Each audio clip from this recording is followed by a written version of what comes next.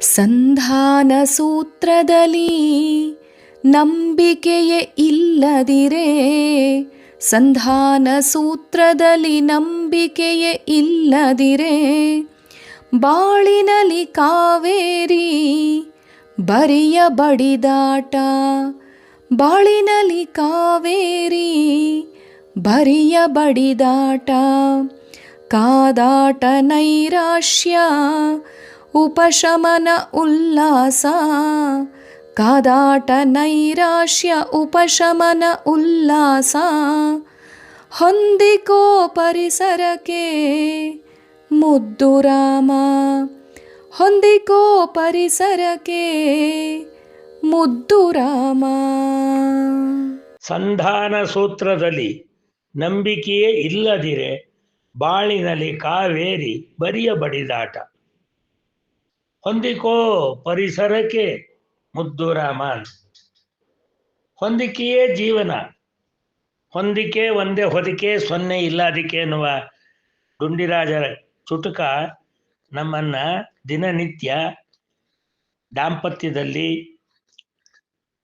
ಸಾಧು ಸತ್ಸಂಗದಲ್ಲಿ, ಸಜ್ಜನರ ಬದುಕಿನಲ್ಲಿ, ವಿಜ್ಞಾನದವನ ಬದುಕಿನಲ್ಲಿ, ಜಗತ್ತಿನ ಎಲ್ಲ ವರ್ಗಗಳ ಜನಜೀವನದಲ್ಲಿ ಮೂರಕ್ಷರದ ತ್ರಯಾಕ್ಷರಿ ಮಂತ್ರ ಅಂತನಿಸಿ ನಮ್ಮನ್ನು ಎಚ್ಚರಿಸುತ್ತಲೇ ಆ ಕವಿ ನಮಗೆ ಕೊಟ್ಟು ಕೂತಿದ್ದಾರೆ.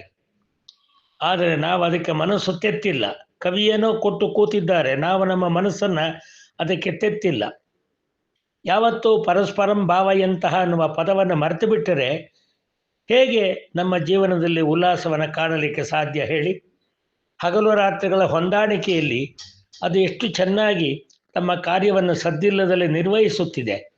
ಅದೇ ರೀತಿ ನಮ್ಮ ಮನೆಯಲ್ಲಿ ದಾಂಪತ್ಯವಾಗಬಹುದು, ಕುಟುಂಬಗಳ ಸಂಪರ್ಕವಾಗಬಹುದು, ನೆರೆಹೊರೆಯವರಾಗಬಹುದು, ದೇಶಗಳ ಪರಿಸ್ಥಿತಿಯಲ್ಲಿ ಆಯಾಯ ದೇಶಗಳ ಜೊತೆ ಅವರವರ ಆ ಒಂದು ಬದುಕಿನ ನಡೆಯಲ್ಲಿ ಕೊಳ್ಳುವಿಕೆ ಆಗಬಹುದು.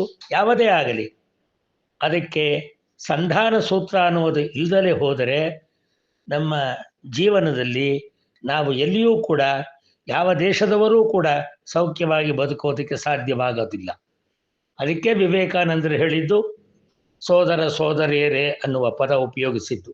ಇದನ್ನು ಅರ್ಥ ಮಾಡಿಕೊಂಡಾಗ ಮಾತ್ರ ನಮ್ಮ ನಿತ್ಯ ಜೀವನದಲ್ಲಿ ಆ ಸಂಧಾನ ಸೂತ್ರದ ಆ ನಂಬಿಕೆ ನಮಗೆ ಹಂಬಲವನ್ನು ತಂದುಕೊಡುವುದರ ಮೂಲಕ ಸಮಾಧಾನದ ತಂಬುಲವನ್ನು ನೀಡುತ್ತೆ ಅನ್ನುವುದನ್ನು ಯಾರು ನೆನಪು ಮಾಡಿಕೊಳ್ಳುತ್ತೇವೋ ಅವರ ಜೀವನ ಹೊಂಗನಸಿನಂತೆ, ಹೊಂಬೆಳಕಿನಂತೆ ಯಾವಾಗಲೂ ಮಿನುಗುತ್ತಲೇ ಇರುತ್ತೆ ಎನ್ನುವುದನ್ನು ಮರೆಯಬಾರದು.